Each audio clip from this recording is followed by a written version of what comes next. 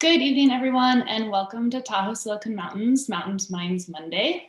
This month's event, Trail Tech, the Yin and Yang of e-bikes, is going to be led by an all-star team of experts, Tina Butler, Aaron McCready, and Andy Buckley. These panelists are going to have a lot of information to share, but we are also hoping this is a very question-led discussion too. So throughout the presentation, please feel free to comment on the YouTube channel with questions or email me directly, Megan, M-E-G-A-N, at TahoeSiliconMountain.com, and we will ask them on your behalf at the end of their panel discussion. Tahoe Silicon Mountain generally has 2 monthly programs and 2 yearly programs. Mountain Minds Monday is our flagship event we have been hosting for over 10 years, and we highly encourage you to go to our YouTube channel and watch previous presentations. Our other event is an entrepreneurial roundtable that happens on the first Friday of every month at the Lyft co-working space. Unfortunately, due to the year and the pandemic, we've had to have it on hiatus, but we're hopeful to bring it back in as soon as we possibly can. As I mentioned, Mountain Minds Monday is a monthly event that happens on the 2nd Monday of every month. As of now, we haven't yet published our event for April, but please stay tuned for those details. If you'd like to stay up to date with what we're doing and when the happenings happen, we highly encourage you to sign up for our email newsletter. We promise not to spam. Or if you'd like a rich discussion with other community members, please feel free to join our Facebook group as well. Next slide. In addition to subscribing, we do ask for a $5 donation for those of you participating tonight. If you go to TahoeSiliconMountain.com, in the upper right-hand corner, there is a donate button. Even better yet, you can sign up for a regular monthly donation. While we have pivoted to provide Mountain Mind Mondays virtually and reducing a lot of the overhead costs to run it, there are expenses involved to keep Tahoe Silicon Valley running, since we are a 501c nonprofit and 100% volunteer-led. Anything you can do at this time is greatly appreciated. Next slide. As I mentioned, we are 100% volunteer-led, and these are the 5 board members. We are always looking for help and support and fresh ideas. So if you have an inkling to get involved, we would love to hear from you. Just send us an email at info@TahoeSiliconMountain. Also, we'd like to, if you have any opportunity to become a sponsor, we highly encourage you to sponsor some of our events. We've had a long list of long-term sponsors. Holland & Hart Law Firm are our gold sponsors. Mobo Law is our silver sponsor. And the community sponsors are Nevada County Tech Connection, Tahoe Truckee Media, Truckee Tahoe Airport, Lyft Workspace, the Truckee Chamber of Commerce, and Tahoe Donner, who usually hosts us for our in-person events, which we hope to have back soon. And if you'd like to be a sponsor or your business be a sponsor, please feel free to reach out by this bit.ly link, or again, email us at info@TahoeSiliconMountain. So without further ado, I'd love to get our panel discussion kicked off. We're going to be talking about all things e-bikes tonight. We named this discussion the Yin and the Yang because we understand that the e-bike conversation can be debate-filled, one with important discussion points on both sides of the aisle. So I'd like to introduce you to our panelists. I'm going to go ladies first tonight in honor of International Women's Day. So Tina Butler is a lifelong Californian and the marketing manager of Gazelle North America. She received her MBA from the Presidio School of Management and spent the majority of her post-grad career largely in e-commerce marketplaces before diving headfirst into the bike industry in 2019. COVID-19 and getting hit by a truck ended Tina's beach volleyball obsession, which was, for better or for worse, replaced by a biking obsession. Currently a mom to 4 bikes, Tina enjoys riding the roads and trails all over Santa Cruz County and Placer County in the summertime. Aaron McCready lives in Truckee and manages Shakunin Product Design, a firm that consults on product design for bike and outdoor gear. He designs e-bikes for the company Specialized and loves riding all types of bikes. And Andrew Buckley, while not wearing a helmet in this photo, is also a bike enthusiast. He has worked in the resort recreation business for the past 35 years and has been instrumental in finding solutions to many growth operations and leadership issues. Andy spearheaded North Star's bike park growth strategy by building the training, events, teaching, and strategy tied to a detailed business plan that included the development of a dedicated summer park team. He believes that resorts and communities may capitalize on the awe of the mountain experience by offering an exceptional array of four-season recreational offerings, which allow true utility of the built and natural asset infrastructure. In his spare time, you can find him pedaling a bike on classic Sierra Nevada single track or sliding skis over the same terrain in wintertime. So with those introductions, I'm going to pass it off to Tina to kick us off. Cool. Thanks, Megan. You can jump to the next slide. Those are two of our bikes and two of my friends. We don't really hire models. I just recruit ex-volleyball players. Yeah, so let's see. Royal Dutch Gazelle. So yeah, we already kind of got the quick intro of me. Yeah, nailed it, Megan. Good work. So yeah, I work for Royal Dutch Gazelle. I've been around the block a couple times. Was incorporated in 1892. Was in the import game for a minute with bikes from England, and then started producing our own bikes in 1902. There are about 22 million bikes in the Netherlands, and 33%, give or take, are gazelles. So there's quite a lot of our bikes in the Netherlands and also throughout Europe, but in the US and actually Canada, where we operate as well. Less of a household name, but we're working hard to change that. But definitely the market leader within the Netherlands and within a really rich cycling culture, which the company helped shape over the various stages of the last century and moving on more into innovation now. Actually made the first production electric bike. So there's a lot of claims about what was the very first e-bike. There's lots of interesting prototypes and experiments, but the actual first production level was done in partnership with Philips, which is another iconic Dutch brand, back in 1937. The first production e-bike was a featherweight, 110 pounds. It took a full day to charge, and its average, I think, top speed was 11 miles per hour. So have definitely made some progress on the electric bike front, but it's fun to be first. So we did come to North America in 2017, just back one slide, one sec. So yeah, working to become more of a household name here, but I've been doing business for 5-ish years. And considering the market in the US, I decided to really enter primarily with the focus on e-bikes and this broader idea of importing Dutch cycling culture and figuring out how to accommodate for this market. Next slide.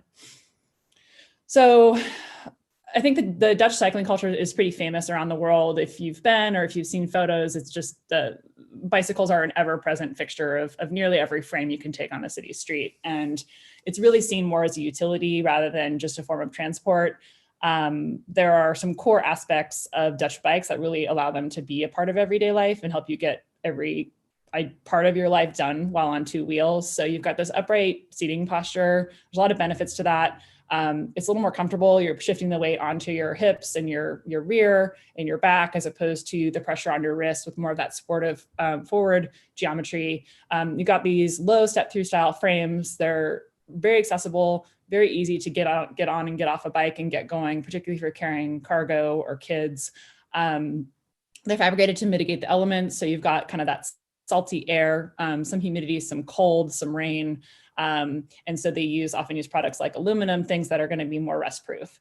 And then they're usually loaded with practical accessories to help you get your life done. So these are all really things that we thought would be important to bring over to the US. And again, with some modifications, make it appealing for customers here. So actually, one other benefit of the upright seating posture, and I personally really like this with my own bike, is you're also just much more visible because you're sitting up a lot taller. And so people can see you, whether they're fellow cyclists, motorists, or pedestrians, and then also your sight lines extended. So you can see and be seen more. And I really love that. And then there's sort of this famous saying that the Dutch dress for the destination and not the ride. So you've got covered chain cases, fenders, and you can basically wear whatever you want to wear, regardless of where you're going. And you're not going to show up looking like a mess unless you go out of your way to do so, or if that's how you got on the bike in the first place.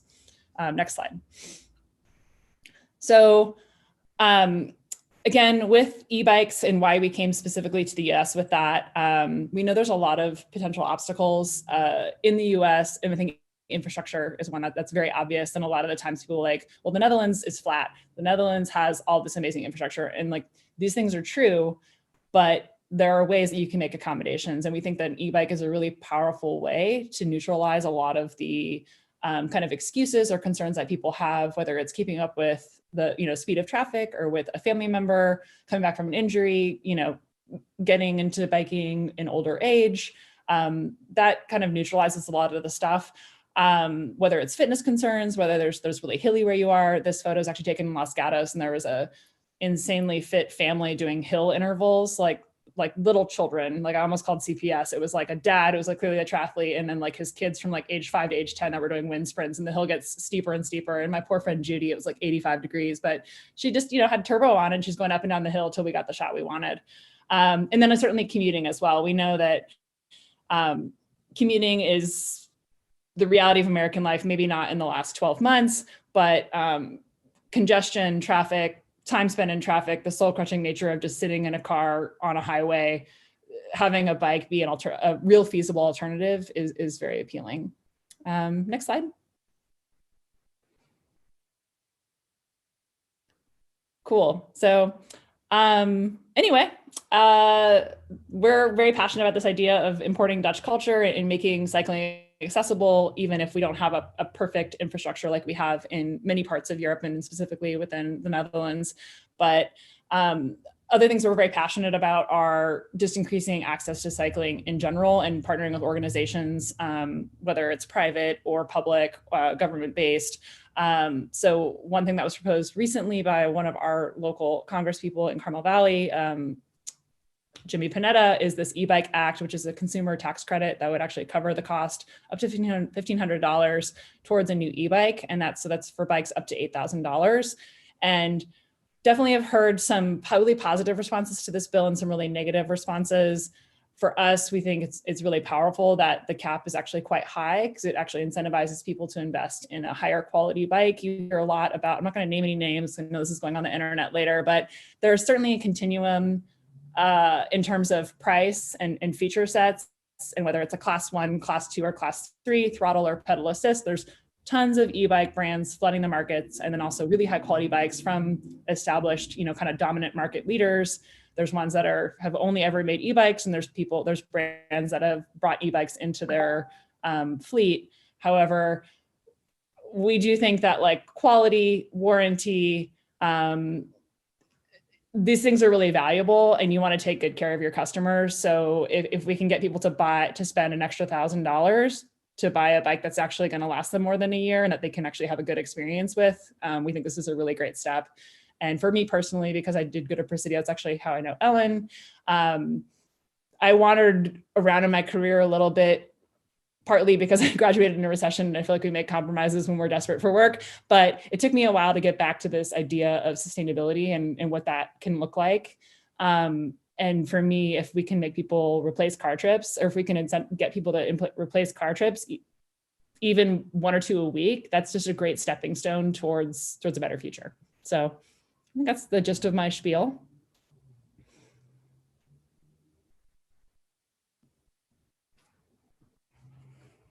Awesome. Thank you so much. We appreciate your insight on that. I'm going to go and pass it over to Aaron now. Great. Thank you, Megan and Tina. That was very informative for me also. I did not know particularly about the first e-bike. That's much heavier than the bikes I design. Can say that much. Megan mentioned a little bit of what my background is, but I studied mechanical engineering, and I've been designing products for consumers throughout my entire career. But I started with drones, and I spent a long time at Toyota and Jeep designing exteriors of vehicles. But I've since moved on and focused on outdoor products and things help people enjoy nature and just generally be outside. I work with a lot of companies, but I do spend quite a bit of time working on designing bikes with Specialized. And so I could talk a bit about bikes that are related to using in the woods, on trails, and the sorts of bikes that Tina was talking about earlier, and then even road bikes. So next slide, please. So these are just some of the types of e-bikes that are out there, but this just kind of illustrates all the ways that you might want to use one or the different things you could do with them. And I mentioned at the top, these are class 1 e-bikes, and there's this whole classification system. I wasn't planning on discussing it myself, so you can either look it up or maybe Andy will touch on it. But class 1 is essentially a type of e-bike you could use anywhere where any type of e-bike is legal, but it still breaks down into multiple categories. So an active bike is maybe something you would use to just ride down the bike path with your family or go to the grocery store, commute to work. Road e-bikes are essentially designed for riding exactly where you would ride a road bike today, alongside the roads or on bike paths and things like that, or you could commute on it as well and you'd be super fast. And then there are trail bikes, which are designed for riding really anywhere a modern mountain bike could go. It can be dirt roads, trails, even places that you may not want to ride a normal mountain bike. And I'll talk about that in just a little bit, but there are some pretty distinct advantages to all of these types of e-bikes, just depending on where you might want to use it. And down below them, I kind of mentioned a bit about how much they weigh. Really amazing, modern, high-tech e-bikes, such as the sorts that I work on, could weigh as little as just under 30 pounds. There's some really, really amazing road e-bikes that are in that weight range, and you wouldn't necessarily even notice the difference from a normal bike, unless you're used to buying $10,000 bikes. Same goes for mountain bikes. They've gotten much lighter than they have even just a few years ago, and so now you could get a mountain bike that weighs only as little as 40 pounds, which again is only a few pounds more than your average mountain bike that you might want to buy. And active bikes, they can be a bit heavier, but that's not necessarily the case either. Next slide, please. So being the engineer, figured I should chat a little bit about how e-bikes work. If you have more questions about this, I can certainly answer them, but essentially the motor either powers your rear wheel, which is ultimately moving you forward, or it could be at the cranks, which is where your pedals are and your feet go as you're pedaling your bike. And so a lot of modern e-bikes are focused on like hub motors. So you'll see like a large area right near your cranks where you're pedaling, and that's the motor itself. And that spins your cranks essentially. And along with those types of bikes, they typically are hiding the batteries somewhere inside the frame. So like Gazelle bikes, they do that. Specialized bikes do as well. You can find some low-end bikes where you'll just see like a big black thing stuck to the outside of your frame. And it's out there a little closer to the elements, and also could get stolen. So kind of more high-end bikes and bikes that are just designed to look beautiful are going to all hide the battery, wiring, the motor, everything inside the frame itself. And one really important thing to know about how most modern e-bikes work, particularly class 1 e-bikes, is that they are what's called torque sensing, but all that really means is that they just respond to how hard you're pedaling. So if you're pedaling very easily, it's somewhere where it doesn't take a lot of effort to pedal. It's going to only give you a little bit more power, so it won't kind of shock you with the amount of power that it starts producing when you start pedaling. And then it just gradually increases with the amount of effort you're putting out. So it can tell that you're pedaling really hard because you're going up a hill or you're starting off from a standstill, and it'll give you more torque at those times. And so it becomes a pretty intuitive feeling. You can feel the motor start and stop, but it's really pretty well correlated to how hard you're pedaling. And so it's never too shocking, which is something that's improving every day. And so they're only getting a little bit smoother and more intuitive. It wasn't always the case. And then it just kind of goes without saying, but there is quite a bit of electronics inside of them. It's not just like an on-off switch that turns on and off the motor sometimes. There's all sorts of sensors detecting your speed, governing the top speed of the bike, and giving you readouts like could be your speed, a little screen, maybe it tells you how much battery life you have. And then some really high-end bikes like Specialized can sort of anticipate how hard and how long your ride is going to be. You can tell a little bit of basic information, and it will decide for itself exactly how much power to give you so that you have fully used your battery when you get home and you didn't leave anything behind, but you also didn't run out of battery. Next slide, please.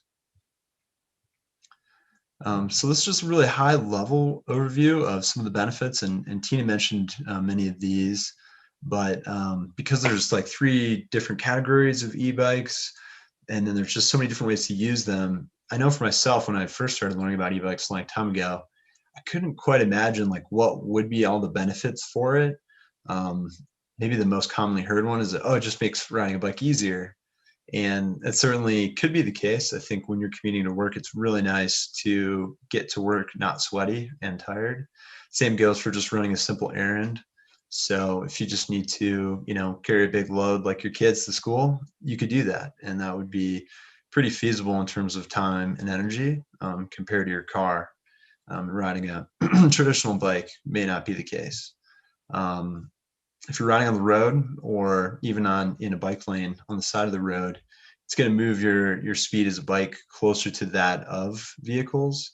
And so that really matters, like in a lot of the small towns around the lake here, if the speed limit is 25, you're traveling very close to the speed of the cars now. And so there isn't as much of a need for cars to pass you if it's unsafe.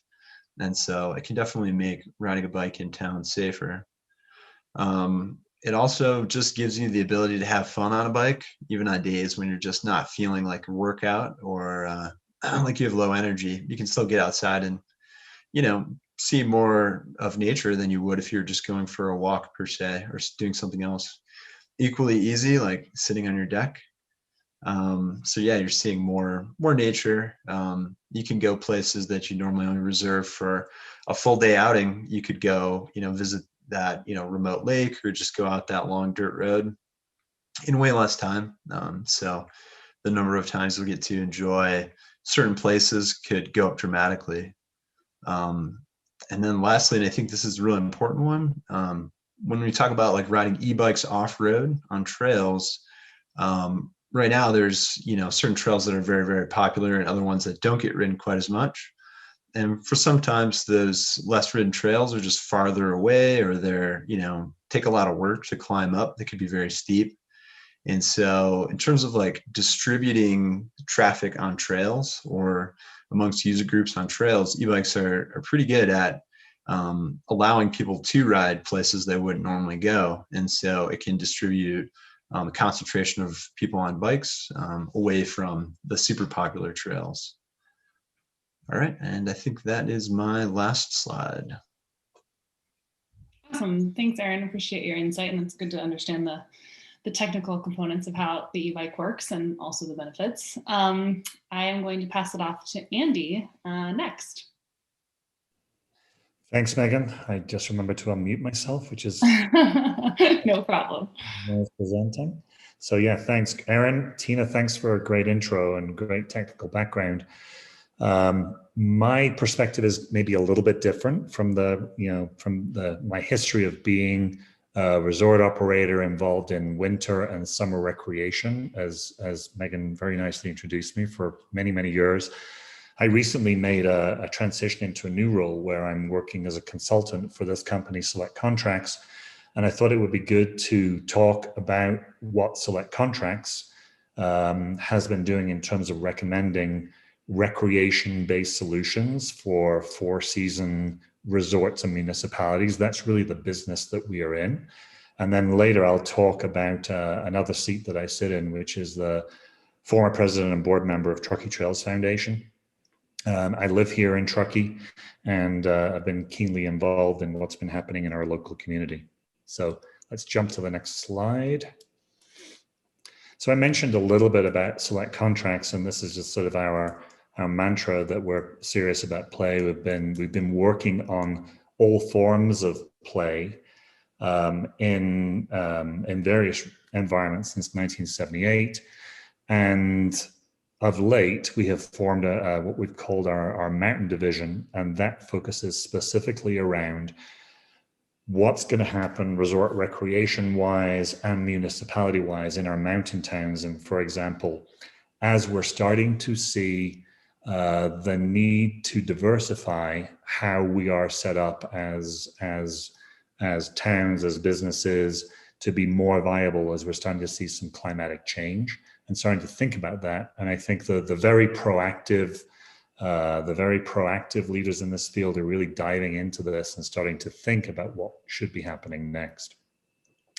So what are we actually recommending at the moment? And as we're working with, in particular, a few mountain towns across the country, and actually in New Zealand, our recommendation has been to look at many different forms of recreation, but very specifically bike, because bike, we believe, builds both identity, and it builds this idea of belonging to something that is somewhat addictive.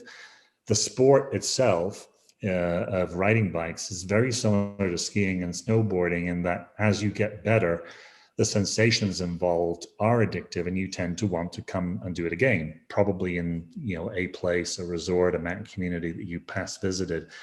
So we feel like that is very much an anchor sport alongside some other recreation-based activities. And key to that is how to get people into the sport, which is really where e-bike comes in for us. We definitely, we talk a lot about development of concentric circles of concentration when it comes to developing bike trail or a bike network, whether that is paved or dirt, to have it very focused around a central hub. That could be a resort, could be the town of Truckee. And then as trails are further away from the resort, obviously there needs to be less density. But key to that is, as I mentioned, connectivity, but also finding ways to get people on bikes. And of late, we have been recommending e-bike as a great way to do that, because people are coming to our resorts and mountain communities with, as they're trying the sport, lesser fitness. And so as Aaron mentioned, and I think Tina mentioned the same thing, the fact that you have some generation of power coming from the bike in addition to your own legs is a way to give great access. Hey, Megan, am I on camera now? I don't know.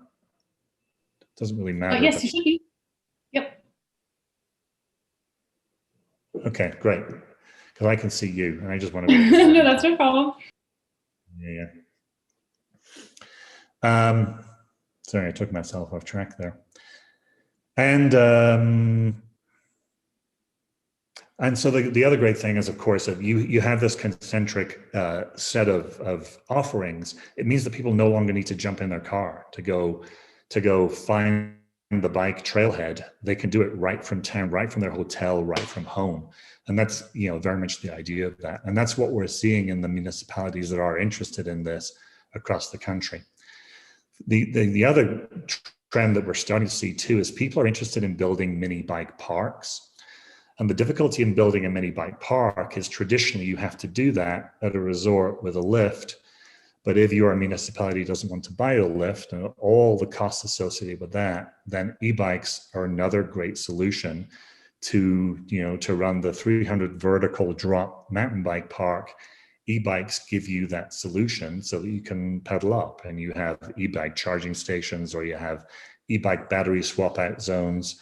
And again, that being an entity that could be close to a town, then those folks are coming into your town and spending money.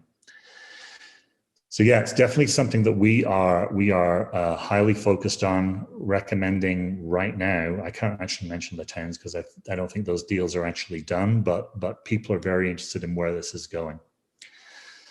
So next, maybe I thought I'd talk about the Truckee Trails perspective. And can we jump to the next slide? We may come back to this slide after in a second. I may ask you to bounce back in a second. The thing about the perspective of being part of Truckee Trails, and this is maybe that yin and yang that we were talking about earlier on, there is a little bit of a yang here, is that there are certainly people in the trails community that feel that change coming in a different format, whether it's an e-mountain bike or an e-bike on the paved trails, that is somehow threatening to the way we've done things. And it's a new thing in relative terms. And so we, Truckee Trails, thought it might be a great idea to just introduce some folks, the landowners, the land users, to the actual tool itself. And so in conjunction with People for Bikes, we held an e-bike forum at North Star about 4 years ago. And that went very well. And everybody got to ride the bikes, which is kind of the change. It was right at the end of the forum. The Forest Service was riding the bikes. People from the Land Trust were riding the bikes here in Truckee. And we had these switches going off with people that before had maybe had some preconceived notions about what e-bikes were all about. And you guys may know this if you're local. We had a decision memo that was written pretty quickly after this by our district ranger that allowed e-bike use class 1 on a lot of the dirt trails. Now, there has been since pushback on that, and that has changed. It's sort of in a pause mode. But the point that I'm making here is that perspective and behavior changes when people give trial to the tool.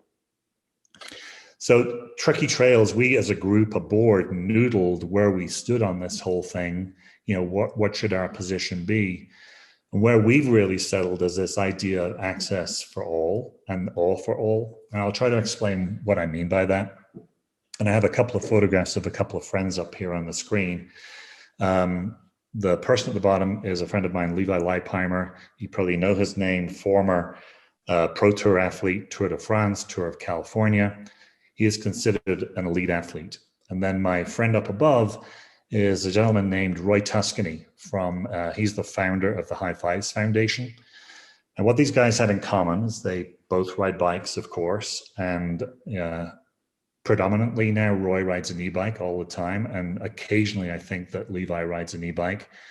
But I think the first conversations that we had as a board were related to how would people feel this idea that only kind of the elite athlete, the person that was very fit, the person that had really worked hard, should be the person that should get to the destination of awe or feel those great sensations that come from bike riding. And then we started talking about Roy and his journey. Roy is an athlete who was injured in 2006 in a skiing accident and actually ruptured the vertebrae at T12, which gave him a very much depleted, his legs don't work very well, and Roy will tell you that story. And so the e-bike has been such an incredible opportunity for him to get back out into this great place that we all live. And so we talked about those two situations and who is more deserving of having the awe experience than either of these guys, and so that's where we came to this conclusion that in actual fact, everybody kind of deserves that. There is certainly some concern that, the wrong type of people may be going too fast uphill or new people coming to my trails. But and again, back to the initial point that I made there, that we think that trial gives an alternate perspective once people actually get on the bikes and see that it is not a motorcycle, that you actually do have to pedal. People do start to change their perspective. Make a couple more points here and then I'll wrap up because I think I've gone long.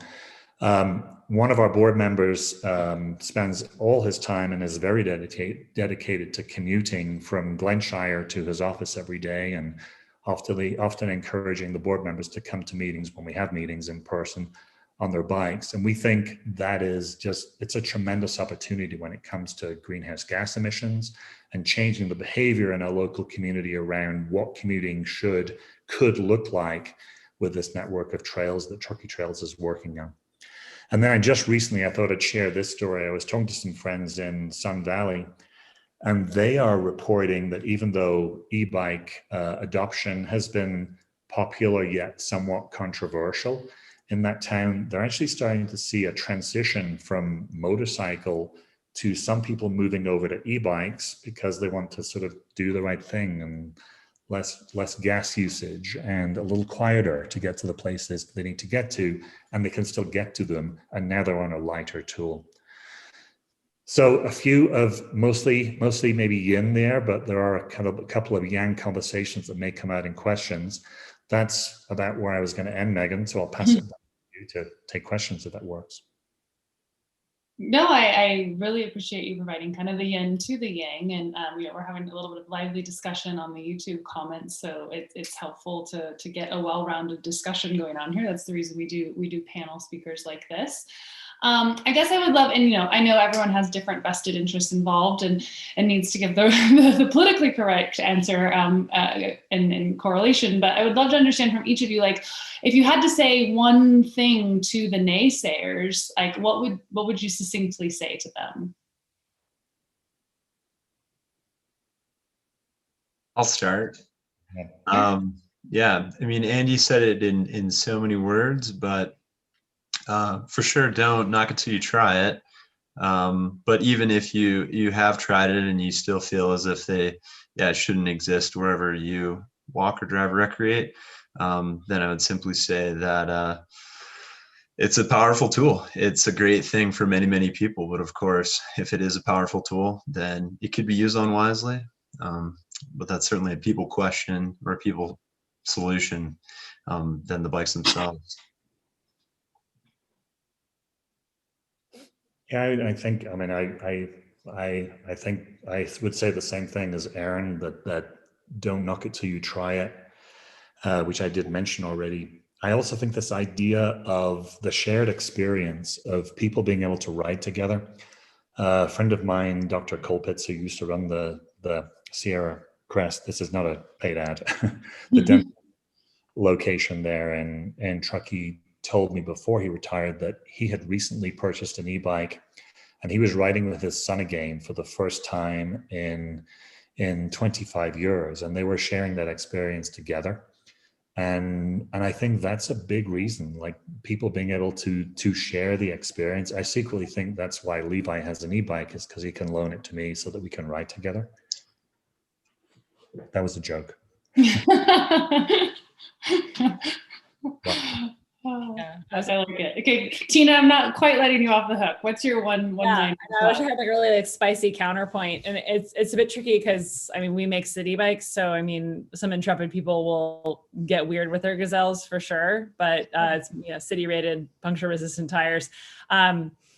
To me, it really comes down to operator responsibility, and don't knock it till you tried it. 100% agree. I see all kinds of good and bad behavior, whether it's on trails, whether it's on shared paths or roads, from all types of people, whether they're in a vehicle, a car, or on a bike or on foot.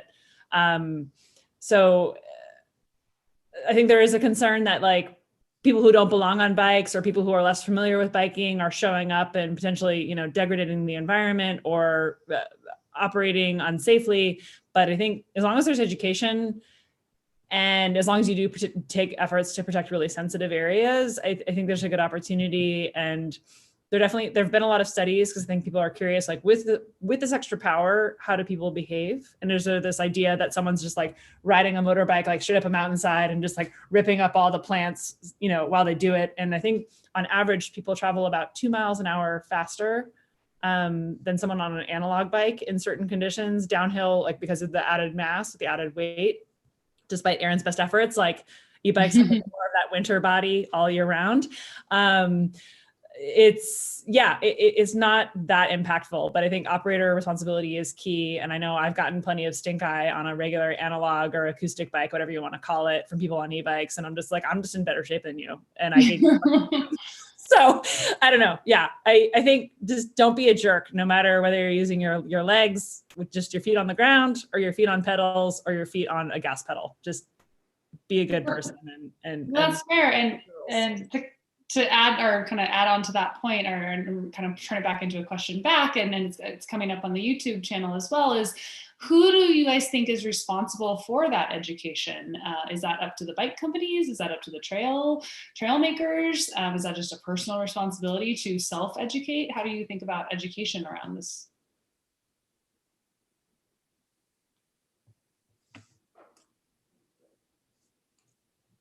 I mean, I think I hate to put it on to the local bike shop or LBS for like the industry wonks, but I think I don't know. If you, especially for a newer writer, there's such an opportunity to educate at the moment about the thing that they are receiving and how to take care of it, but also how to take care of the people around you. And ultimately cycling, like any activity where you get really excited and you've got those endorphins or those feelings, all the stuff, create community around it and be a good community member. So I think at that point of transaction where you're putting this important, valuable kind of life-altering thing literally between someone's legs, like have that transaction and have that sharing of information.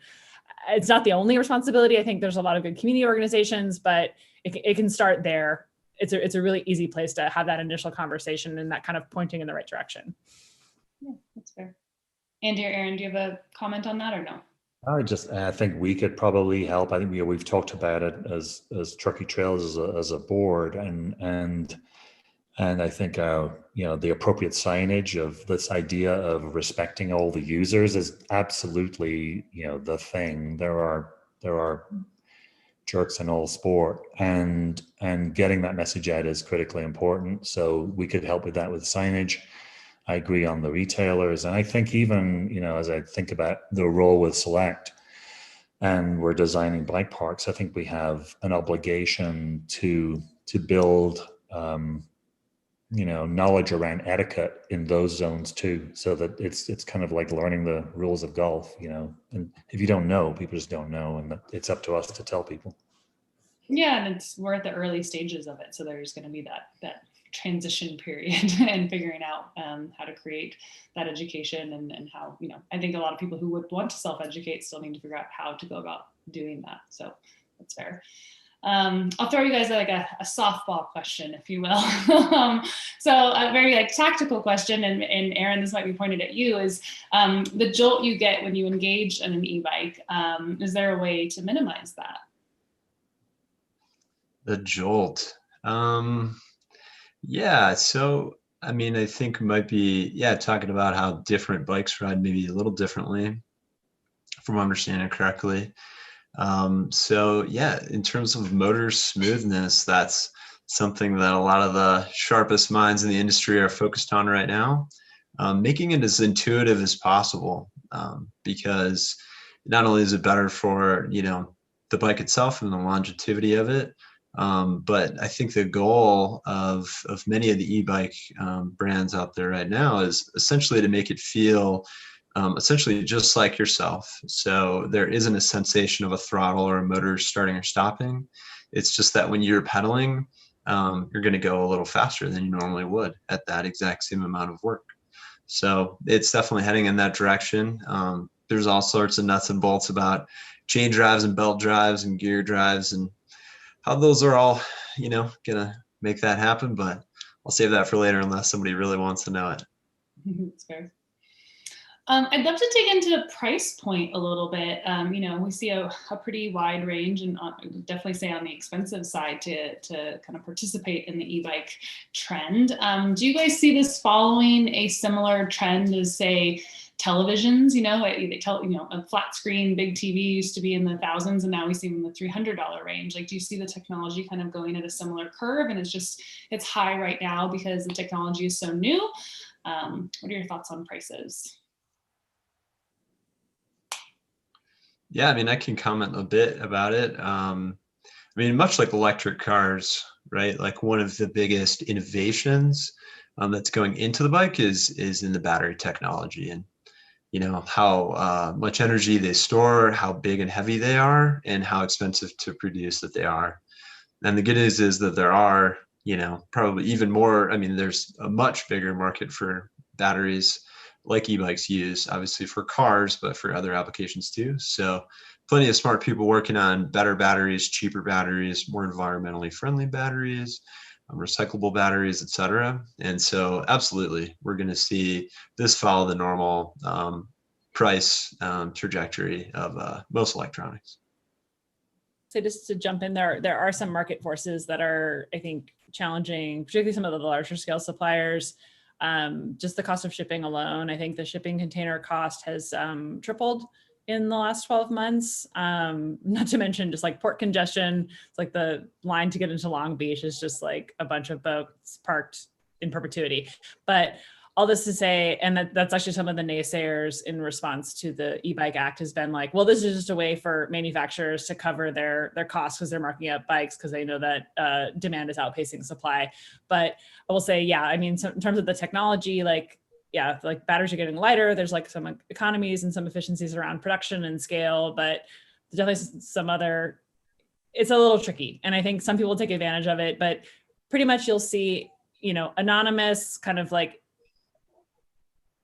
random stuff you can buy on Amazon, like companies kind of spring up overnight and you can buy an e-bike for like $500 and they can go up to, you know, $12,000, basically a mid-mounted motor, which is what Specialized offers and what Gazelle offers. It's kind of just like your good sort of best in class in terms of like low center of gravity, like smoother acceleration, deceleration, reliable, trustworthy components, solid warranty standards. Like your starting point is going to be around 2,500, but there's definitely, yeah, like some peaks and valleys in the price curve, but you do get what you pay for. And I belong to a couple of Facebook groups, including one, it's like e-bikes of America. And it's kind of a trail of tears of people who are like, what's the best quality bike I can get for under $500? And it's like something bad, something terrible is going to happen to your body. Like, like, I think probably the biggest market opportunity in the US right now is some kind of like e-bike loan financing organization that just like compels people to buy a less terrible e-bike that's not going to catch on fire in their living room while they're plugging it in. Spend the money. we definitely don't want that to happen. Andy, I loved that you kind of like personalized a part of your story and really talked about how someone who historically had the physical fitness to reach the highest peak on their own, and then something traumatic happened and it changed, and suddenly that changed maybe the perspective of who has the right to access these things. And so maybe personalizing this conversation is helpful. And like, can you, and this is open to all three of you, of like, can you give like a better understanding of like who rides an e-mountain bike and who rides an e-road bike to like personalize it, and so that, you know, it's not the other person, it's just, you know, it's a group of people. And so maybe talking about that a little bit could help ease the tension.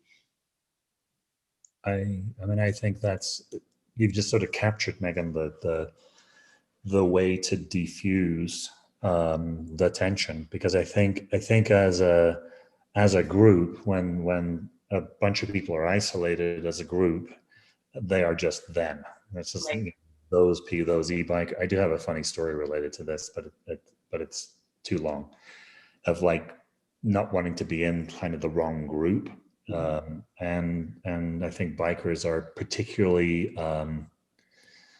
can be particularly cliquey and clubby, and you know, I've been a biker for a very long time, and I'm part of that too. And so when you get to actually know the people and meet the people that are riding the bikes, and we're just all riding together and enjoying this same thing together, I think it changes your perspective. You know, I keep telling personal stories, but I just rode one of the Gazelle bikes. I was in Boulder in January and just doing errands, and I was there in my RV. And driving that thing around is kind of a nightmare. And so my friend loaned me his Gazelle, and I rode around that thing all afternoon. I like, if I lived here, this is what I would do. I mean, I just like, this is the way I would get around, and my identity would be an e-bike commuter, and you know, I'd be normalizing it that way. So I talked for a really long time, but I think that is the solution.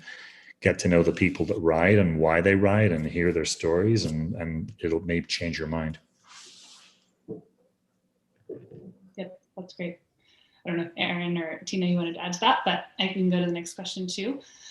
Sounds like, you know, I think a couple of you tapped into this a little bit, but is there a broader, and do you have any more like stats around kind of like the carbon story here, like from an environmental perspective, what kind of difference would it make to, like, you know, we talk about a lot of like on the trails, but, you know, if we are really converting motorcyclists to e-bikes, you know, what kind of impact could we see from that type of transition?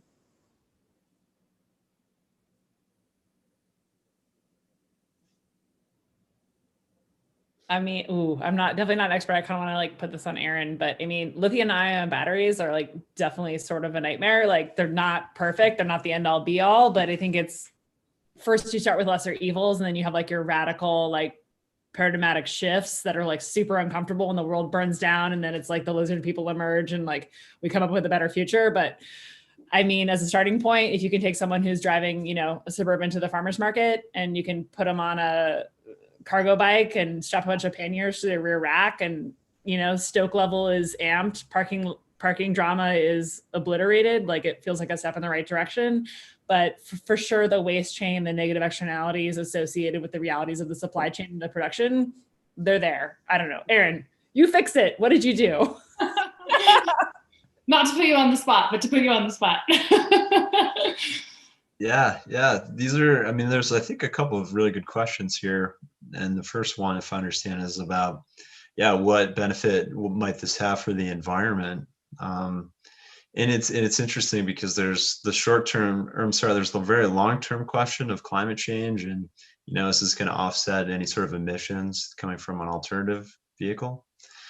I'm not an expert, so I won't comment, but, short term, ultimately why we all want to keep the planet healthy and keep our local environments healthy, our towns, it's more than just emissions. It is things like reducing traffic and the parking congestion that Tina mentioned, right? So making the world, or just our towns and our communities, a great place to live, I think is a huge part of our own personal happiness and why we choose to live where we do.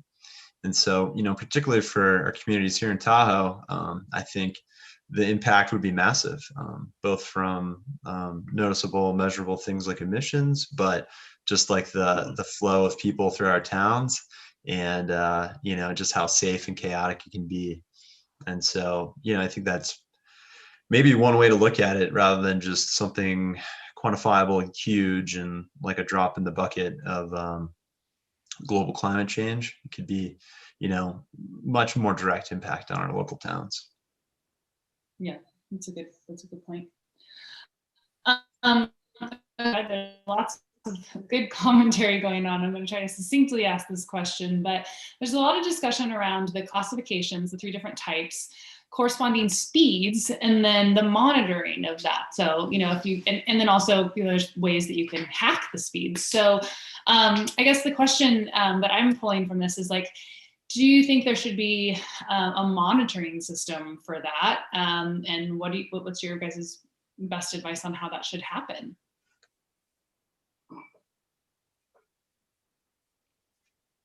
When you say monitoring, are you referring to like on the roads or on bike paths and things like that? On bike paths, yeah. Have people who have access to 25 miles an hour, 30 miles an hour, maximum speeds. Should it just be self-regulatory, or we see a lot of that rule breakage happening, if you will. How do we think about it holistically to make sure that everyone's being safe out there? It probably is dangerous to have people going at significantly higher speeds than non-motorized. What kind of checks and balances could be implemented to help minimize that?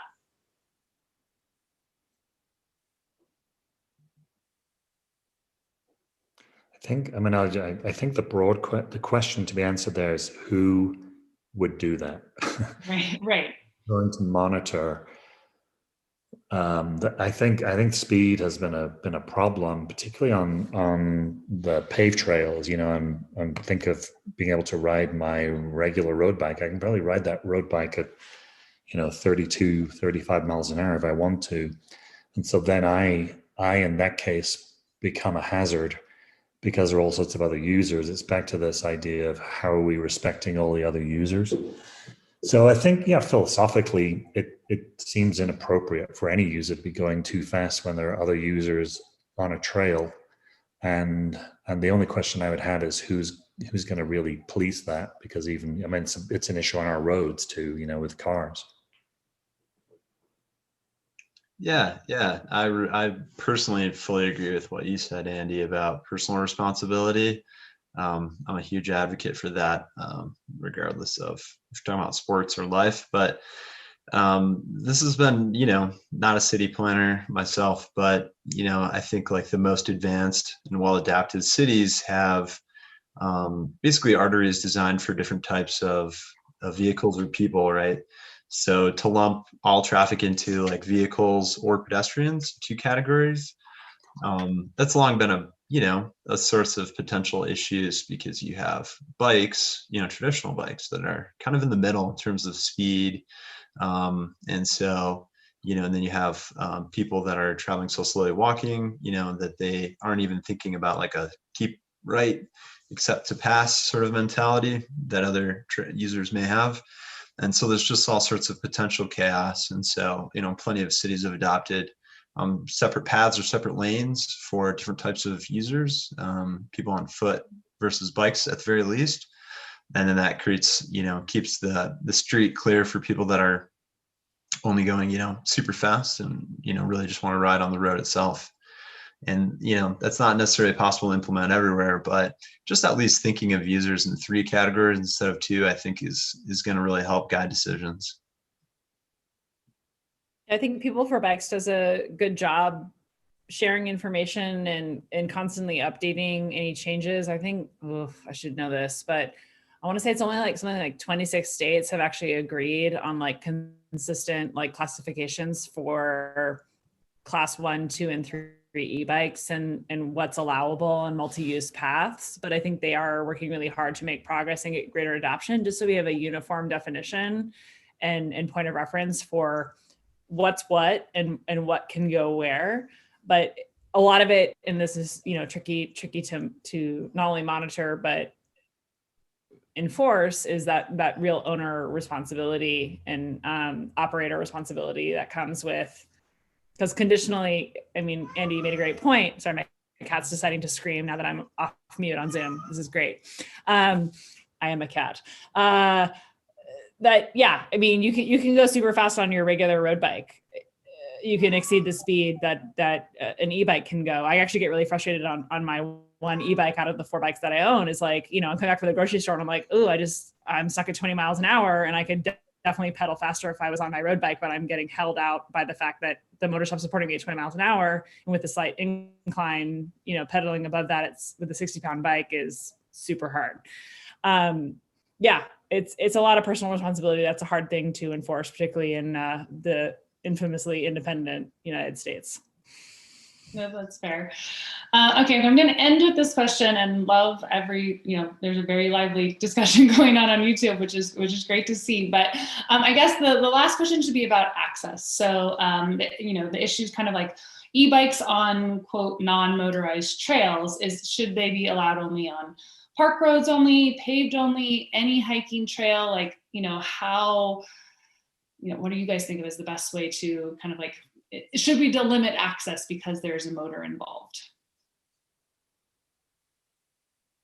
Or not? Do you want to go first, Megan? I'll